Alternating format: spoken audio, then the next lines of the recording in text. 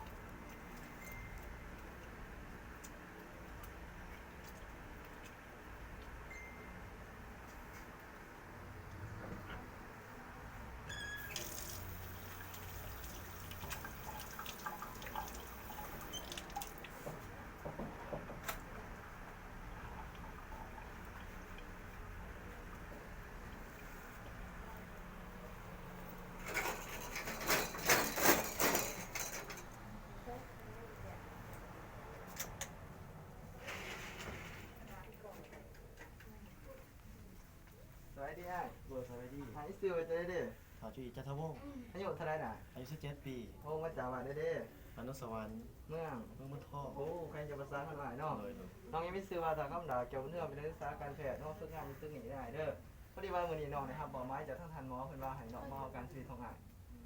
อ้ายให้การทำมือน้องให้เด้อโอเคโดย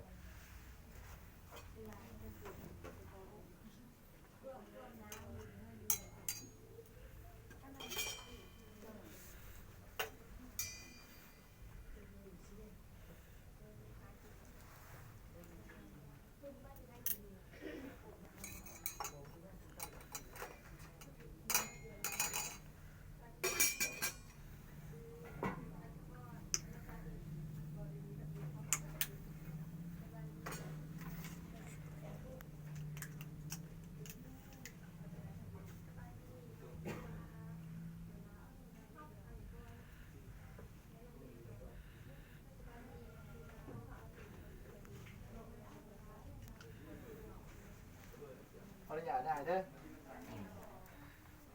เงินจะหน่อยได้เด้อให้จะหน่อยอ่ะขอเข้ามาไหนเด้อ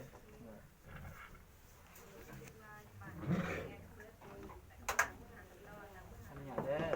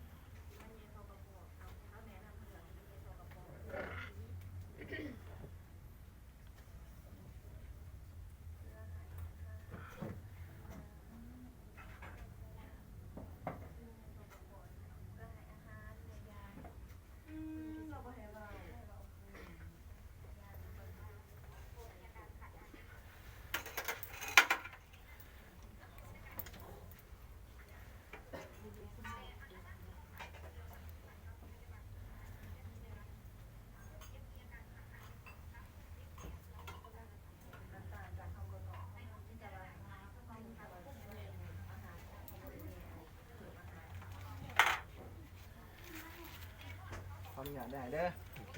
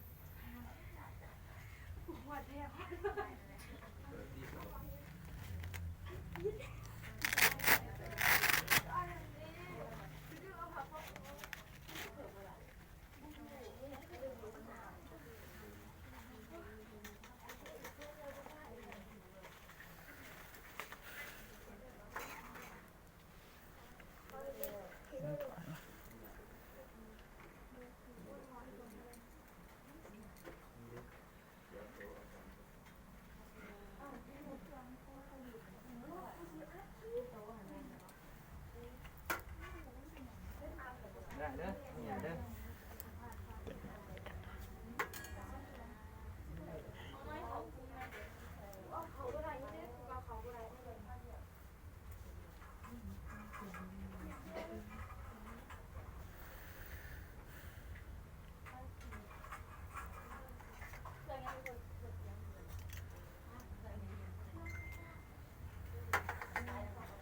ได้เด้อไข่อ่านมีหน่อยนึงเด้อแล้วก็ความดันหรือว่าตรงๆกับปกติใกล้สิได้ออกแล้ว